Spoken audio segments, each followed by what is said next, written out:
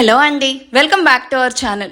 రోజు స్టోరీ మజిలీ ఎపిసోడ్ 2. ఇక స్టోరీలోకి వెళ్తే వీరేంద్ర సెగ్వాగ్ అండ్ భువనేశ్వరి ఇద్దరు ధీరజ్ రూమ్లోకి కోపంగా వెళ్లేసరికి ధీరజ్ రూమ్ మొత్తం చిందరవందరగా, ధీరజ్ వేసుకున్న పూలమాలలోని గులాబీలు మొత్తం బెడ్ మీద పడి ఉంది.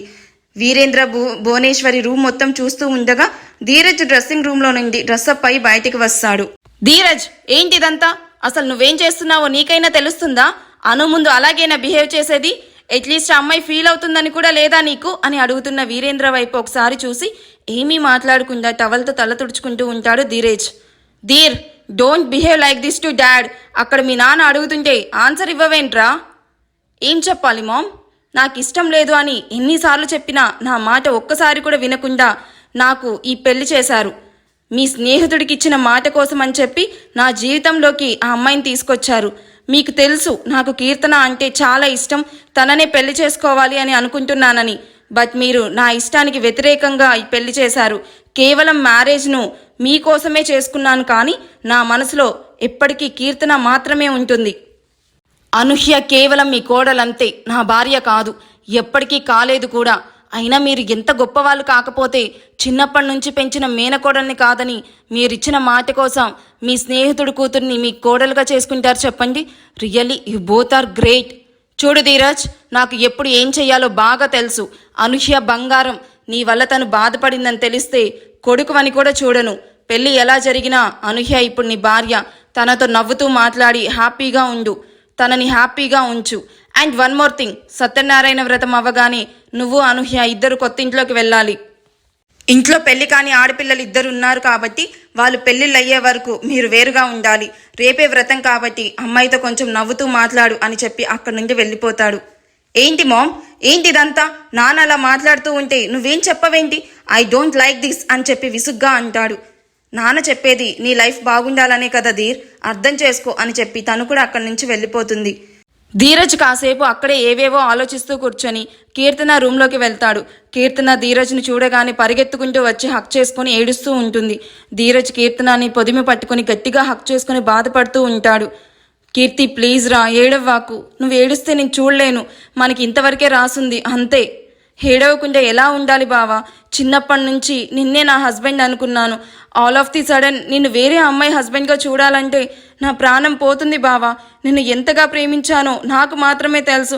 అండ్ నువ్వు కూడా నన్ను ప్రేమించావు. ఎలా బావా నీకు దూరంగా ఉండాలి? నేను ఉండాల్సిన ప్లేస్లో వేరే అమ్మాయి ఉంది. నీ పక్కన వేరే అమ్మాయిని చూస్తే నేను ఎంత బాధపడుతున్నానో యు కాంట్ ఇమాజిన్. నాకు నువ్వు కావాలి బావా. నువ్వు లేకుండా నేను బ్రతకలేను. ఐ లవ్ యూ బావా. కీర్తి కన్నీళ్లు తుడుస్తూ, లవ్ యూ టూ కీర్తి. నీకు తప్ప నా లైఫ్లో ఏ అమ్మాయికి చోటు లేదు. నువ్వు ఇలా ఏడవ్వాకురా ప్లీజ్. కీర్తి తన కన్నీళ్లు తుడుచుకుంటూ, బావా ప్లీజ్ ఏదో ఒకటి చెయ్యి, నా వల్ల కావడం లేదు. నువ్వు బాధపడకు కీర్తి, నేను ఏదో ఒకటి ఆలోచిస్తాను, సరేనా? ఇక ఏడవ్వాకు ప్లీజ్. ఒకటి గుర్తుపెట్టుకో బావా, నువ్వు నన్ను పెళ్లి చేసుకోకపోతే నేను నిజంగానే చచ్చిపోతాను. నువ్వు లేని లైఫ్ నాకు నిజంగా అసలు అక్కర్లేదు అని చెప్పి ఏడుస్తూ బయటికి వెళ్ళిపోతుంది. ఎటు చూస్తే మామ్ వాళ్ళు అర్థం చేసుకోవడం లేదు. మరోవైపు కీర్తి చచ్చిపోతా అంటుంది. ఇప్పుడు ఏం చెయ్యాలి? అసలు ఏమీ అర్థం కావడం లేదు అని తలపట్టుకొని కూర్చొని ఆలోచిస్తూ ఉంటాడు ధీరజ్. నెక్స్ట్ డే బంధువులందరి సమక్షంలో సత్యనారాయణ వ్రతం చాలా బాగా జరుగుతుంది. ధీరజ్ అనూహ్య వైపు కూడా చూడకుండా పూజ అవ్వగానే రూమ్లోకి వెళ్ళిపోతాడు. కీర్తన అది చూసి నవ్వుకొని, ఎప్పటికీ బావ నీకు దక్కడు, బావ నాకు మాత్రమే సొంతం అని ఆనందంగా రూమ్లోకి వెళ్తుంది. కాసేపటికి బంధువులందరూ వెళ్ళిపోవడంతో అనూహ్య ధీరజ్కి టీ తీసుకుని రూమ్లోకి వెళ్తుంది. అనూహ్య రూమ్ డోర్ ఓపెన్ చేయగానే కీర్తి ధీరజ్ గాఢ అదర చుంబనంలో ఉంటారు. అది చూసిన అనూహ్య ప్రాణం లేని బొమ్మలాగా తన రూమ్లోకి వెళ్ళి వెక్కి వెక్కి ఏడుస్తూ ఉంటుంది.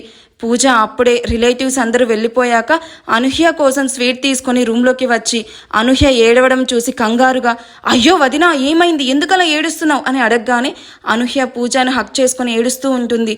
పూజ అనూహ్యను ఓదారుస్తూ ఉంటుంది. ఈ ఎపిసోడ్ ఎలా అనిపించిందో నాకు కామెంట్ చేయండి. చిన్న అప్డేట్ అని చెప్పి ఫీల్ అవ్వద్దు. యాక్చువల్లీ చాలా బిజీగా ఉన్నాను. మేము గృహప్రవేశం చేస్తున్నాము. సో ఆ వర్క్స్లో, ఆ షాపింగ్స్లో చాలా బిజీగా ఉంటున్నాను. అందుకే చిన్న చిన్న అప్డేట్సే ఇస్తున్నాను.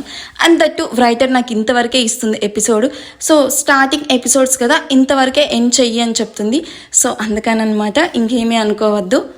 మండే నుంచి కొంచెం ఫ్రీ అవుతాను. సో మండే నుంచి కొంచెం పెద్ద అప్డేట్ ఇవ్వడానికే ట్రై చేస్తాను. ఓకేనా? Thank you for understanding and thank you for watching. Bye.